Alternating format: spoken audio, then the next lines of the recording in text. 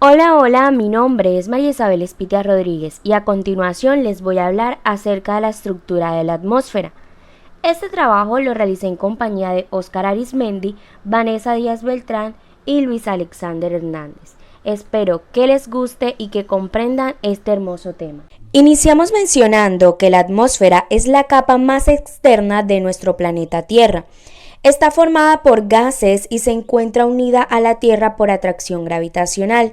Esta es la que se encarga de proteger a los seres vivos de los efectos nocivos de las radiaciones solares ultravioleta y de los meteoritos que al entrar en contacto con el aire atmosférico se desintegran. De este modo, la atmósfera se vuelve como un mecanismo de defensa existente para la protección de distintas formas de vida en la Tierra. En la capa de ozono no solamente se retiene el calor para reducir las extremas temperaturas, sino que también se reserva el dióxido de carbono. La atmósfera llega hasta los 10.000 kilómetros de altura, sin embargo, más de la mitad de su masa está concentrada en los primeros 6 kilómetros y el 75% en los primeros 11. Esta distribución es homogénea porque los gases están dispuestos en ella según su densidad, estando los más densos más cerca de la superficie terrestre. Hemos dividido la formación de la atmósfera en 5 partes hasta llegar a la composición actual de la misma. En la primera etapa, la atmósfera no era un ambiente adecuado para la conformación de la vida en ella, dado que hace aproximadamente 4.500 millones de años el planeta tenía una cantidad de volcanes activos. Gracias a ello, la atmósfera primitiva se formó producto de las emanaciones volcánicas. En este momento, el oxígeno presente era escaso y no existían los océanos, que es donde sabemos se dan las primeras formaciones de vida. En la segunda etapa, la Tierra se fue enfriando, hubo grandes lluvias y a razón de la reacción entre el dióxido de carbono CO2 y las rocas de la corteza terrestre, se crea el carbonato CO32, que es el que permite la salinización de los mares y el desarrollo de las primeras formas de vida en ellos. En la tercera etapa aparecen las bacterias, que son capaces de producir oxígeno mediante la realización de la fotosíntesis. Al ser un gas fundamental en nuestra atmósfera y para la vida en general, las condiciones para el desarrollo de las nuevas formas de vida fueron mejorando. Cuarta etapa. Poco a poco, la atmósfera se fue formando y aparecieron diferentes organismos capaces de utilizar el oxígeno presente en el ambiente para producir energía. Para este momento, la atmósfera ya formada era parecida a la que conocemos hoy día. En la actualidad, la atmósfera contiene los gases que fueron creados en cada una de las etapas anteriores. La estructura de esta parte de la Tierra es mucho más evidente y se puede delimitar. Los gases se mantienen en movimiento por los vientos y las lluvias y permiten al ser humano y a todos los organismos vivos respirar y estar protegidos, como se mencionó anteriormente, de las radiaciones solares y los meteoritos. A continuación hablaremos de la estructura de la atmósfera, la cual es según su composición química o física. Inicialmente, de acuerdo a la composición química, podemos dividir la estructura en dos. La primera es la homosfera, que va desde los 0 a los 60 kilómetros y está formada por aire, una mezcla de gases cuyos componentes principales son el nitrógeno, el oxígeno, el argón, agua y CO2. Y la heterósfera, que va de los 60 a los 10.000 kilómetros. En esta zona los gases están ocupando distintas capas según la masa de los átomos. Hay una capa de oxígeno, otra de helio y finalmente una capa de hidrógeno, que son los átomos más ligeros. Con relación a la composición física, la atmósfera se divide en capas. Cabe resaltar que entre la atmósfera y el espacio exterior no hay un límite, sino que la densidad de los gases va disminuyendo desde la superficie terrestre hasta que los gases más ligeros se disipan en el espacio. Hay que tener en cuenta que los límites entre estas zonas se llaman tropopausa, estratopausa, mesopausa y termopausa. de manera respectiva, partiendo desde la capa más interna que vendría siendo la troposfera y su límite con la siguiente que es la estratosfera. Esta se llama tropopausa. La troposfera es la capa más baja y la que está en contacto con la superficie rocosa de la Tierra. Alcanza una altitud hasta de 12 kilómetros. El aire y su calidez depende de la cercanía con el suelo. Entre más cerca al suelo, más cálido. El aire se vuelve más frío en las partes altas. En esta se encuentra la mayor cantidad de agua y polvo de la atmósfera y se considera que esta es la capa más densa, ya que contiene aproximadamente el 80% de la masa atmosférica. La estratosfera se sitúa entre los 12 y los 50 kilómetros.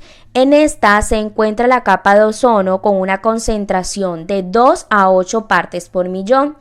Absorbe la radiación ultravioleta y se reconoce porque es muy seca. La densidad del aire en su parte superior es 1000 veces inferior a la densidad a nivel del mar.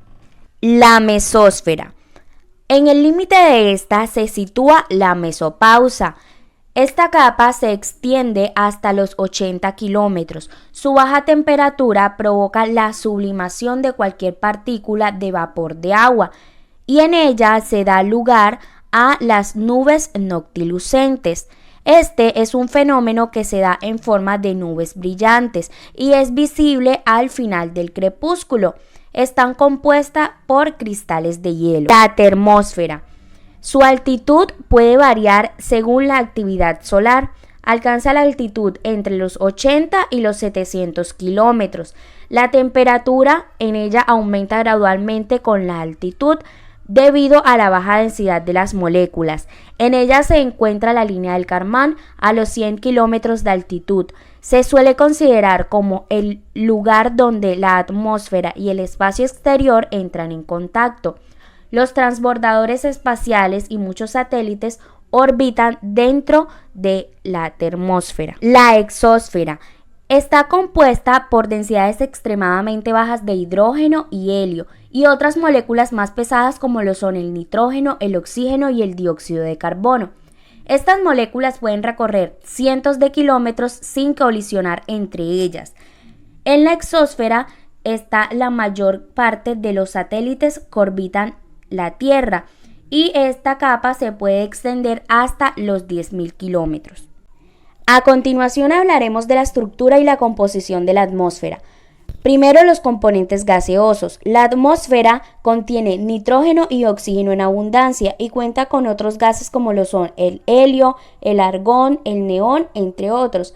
Además, concentra vapor de agua, el cual se incorpora a la atmósfera mediante el proceso de evaporación desde la superficie.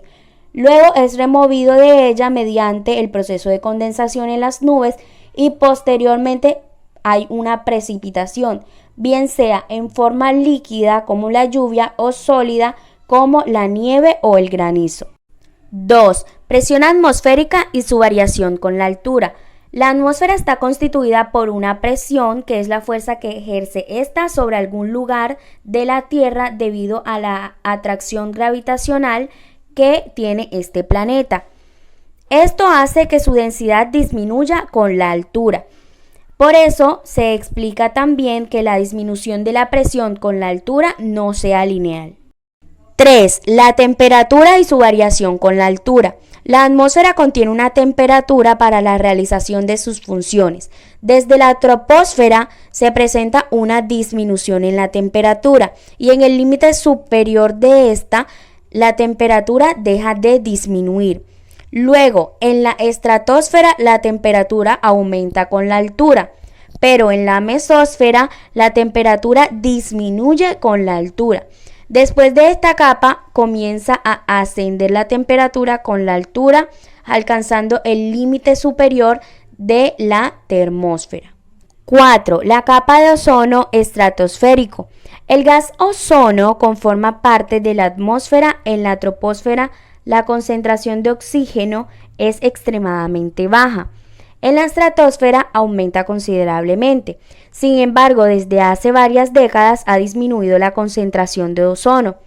Esto se identifica como un fenómeno denominado el agujero en la capa de ozono, el cual se ha producido debido a la realización de reacciones químicas con gases contaminantes a mano de los seres humanos. Como último punto hablaremos del efecto invernadero.